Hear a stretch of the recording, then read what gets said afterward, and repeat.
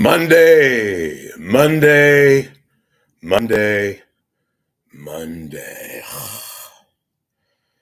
I can't believe how time is traveling. It's like scary because I can remember vividly what I was doing in February. And February seems like not yesterday, but it seems crazy that we're a few days away from the beginning of August. Truly, it does go fast, does it not? Time when you're not necessarily even having fun, but it's crazy that we're going to be in August because this is the end of my year because I hated August when I was real young. Remember, school is beckoning. In my case, we went back right after Labor Day. Now they're going back to school. What, like in late August? So, in any event, welcome to the Rich Lieberman Media Pulse. We're here live on YouTube. If you're watching live, welcome to the show. If you're watching at another date, glad you're with me. Tell your friends, your enemies, your priests, your rabbis, lawyers, plumbers, what have you, PR people. I'm here virtually every day for 15, 20, sometimes longer than that, minutes. So today, I want to talk about people who are real schmucks, okay? And they probably think the same of me, but I don't care. I'm here to tell you stories, break a few news items, talk about things that are not always talked about, and maybe even discussed, those kind of things. So today I want to talk about a guy who used to be on KGO, used to also do years and years ago the weather at Cron. Then he went down to LA to irritate the people in Los Angeles. And at one time, very talented guy.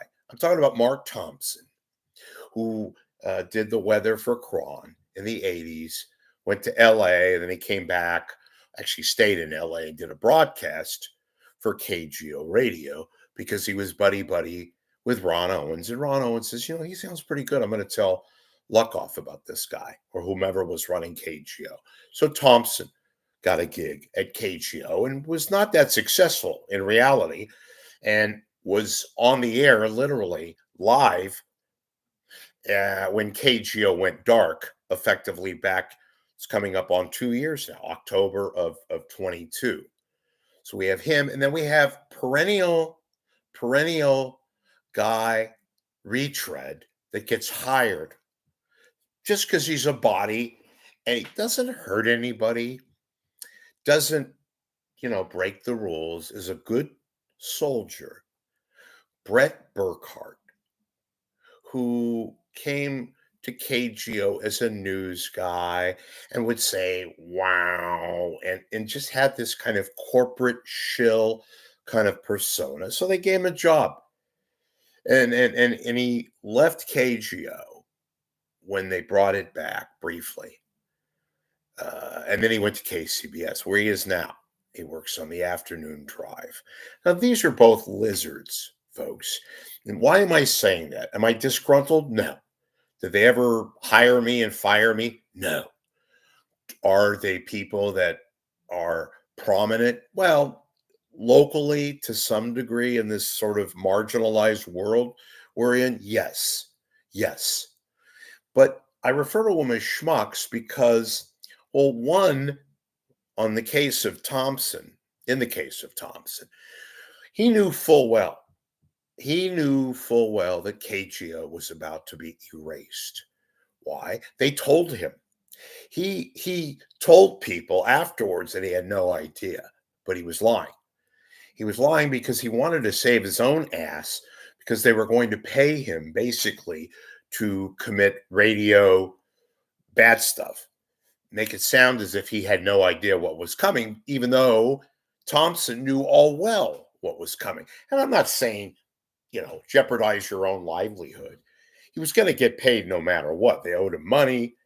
He could have made a stink with the union. He could have made a stink with various people, but he didn't. And he was on the air in October 22. It was October 6th, 2022. And he had this persona like he had no idea what was coming. He talked about it to various publications later on. They paid him. They paid him basically to say goodbye. And he knew it all along. So did Nikki Maduro. That's another story that needs to get out. I think I told, but she came into the studio that day at KGO. It was actually the conference room. And she told everybody at KGO, everything's going to be fine. Why are they calling us all in? Well, they proceeded to tell, they being Cumulus, this was the end of KGO. They went to this gambling station, which compared to the other sports stations, much more listenable. Again, that's another story. But she had egg all over her face. But I'm not going to talk about Sticky Maduro today. I'm going to keep it on Mark Thompson. Mark Thompson, whose real name is Mark Leibowitz. I guess he's too embarrassed to come out and say that his name is Mickey. Mark Thompson.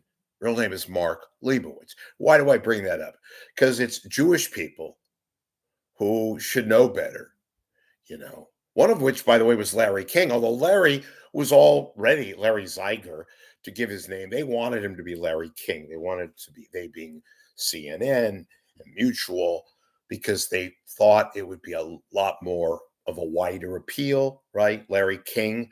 Turns out it was a great, great name. Perfect name. And Larry was popular all over the place. I'm branching off here. So Mark Thompson is a blowhard. He uses his voice to talk like this, and he doesn't say anything, but I guess he does a show on YouTube. I have four times the audience. And I don't have the money that's backing him. I don't have the graphics, but I have more information. I'm more interesting, and I tell better stories. He's just talking like this because he has a voice and he likes to, Mark Thompson. Anyway, I ain't jealous. I'm just giving you the facts. There's nothing to be jealous about. And then there's Bret Burkhart, a complete nothing. Talk about a nothing burger. So he just goes around, waits for the next job opening, and they hire him because, again, he's a toy soldier. He's not going to piss off management. He just is a body. He gets jobs. I'll give him that. Is he talented? No. Is he a good news person? No. Does he do a lot of shitty interviews on KCBS with Patty Rising? Yes. So he gets jobs, and I'll give him that. I don't know where else he can get a job in radio anymore because radio is dead in the Bay Area, terrestrial radio. But these two schmucks, they're just bodies, literally and figuratively. They serve a purpose. They will not blemish or kill off or in any way spoil corporate. Corporate loves schmucks like this because they're there. They're never going to sabotage or ambush. And by the way, there are plenty of great people out there, real crafty people who don't get jobs because they're perceived as spoil sports or people that might, do things that management, corporate doesn't like. Okay, so let's just get that in the open. This is big news. So the word is it's going to be any day now that KCBS, owned by Odyssey, which owns a whole bunch of radio stations across the country, is going to get bought out. By whom? How about the Soros family? You ever heard of George Soros? Anyway, his son pretty much runs the empire. George Soros is this big-time billionaire. Generally, I should say generally, he's leftist, very, very extreme left wing. And he does a lot of funding for people that he likes, one of which is Bernie Sanders and various elite, I say that underline elite, with very, very almost deep left wing thoughts. Is he scary? Not really. To some degree, people are worried because he's got such a vast monetary empire. I mean, he said he's a billionaire. And his son runs the business these days. Anyway, the rumor is that he's going to buy the company, Soros. is going to buy Odyssey, which of course they own a whole bunch of radio stations. KCBS, KNX, WINS, WIP, lots of radio stations. And that they would buy Odyssey, which owns KCBS. So it's probably going to happen. There's no scrutiny these days. The FCC, God, what do they do anymore? There's some acronym about the FCC. They're useless.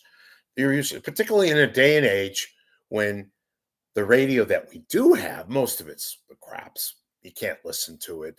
It's talk about marginalized. It's just not the same. But I'll give this. In other markets, at least there are stations that still exist. And like I mentioned, KNX in LA, who still have very good reporters. And I don't know how they do it, but they do it. In San Francisco, they have nothing at KCBS. It's a station cratering every day. And if you can listen to it, I have it on as background music sometimes. The only people that listen anymore are people who need the traffic, right? If they're driving down the road and there's the proverbial traffic lights on the Bay Bridge. They want to know what's going on, so they tune into KCBS so they can get the traffic reports. Nobody listens to KCBS anymore for news, anything. It's basically just a tired monopoly station that's lousy. Look at the ratings; they're cratering. Speaking of cratering, so we'll follow that. I don't know if it's going to be anything. I think they obviously want to add to their empire. They being Soros. He's just a little too left for my taste. Way, way, way off the beaten path. But we'll watch that. One quick note about KCBS. This was brought to me by one of their former people. I'm not going to go into details to who this person is, but that big fire on Friday that they thought at the time it was going to be a disaster because it was windy that day, it was hot. It was the fire up near Bay Point, and it was Friday in the afternoon on afternoon drive on KCBS. So they sent a reporter eventually, but at first all of the news on that fire was reported. Get this, by one of their traffic afternoon anchors, I believe Kim Vestal. Guess who they went to? And this is like the third time this has happened. A person who lives nearby that fire, which broke out again in Bay Point, a guy by the name of Mark Seelig, who is the husband, maybe ex-husband, of Jennifer Seelig. Who's Jennifer Seelig, in case you don't know? She is the vice president, the news director at KCBS. Can you imagine this? How embarrassing that is.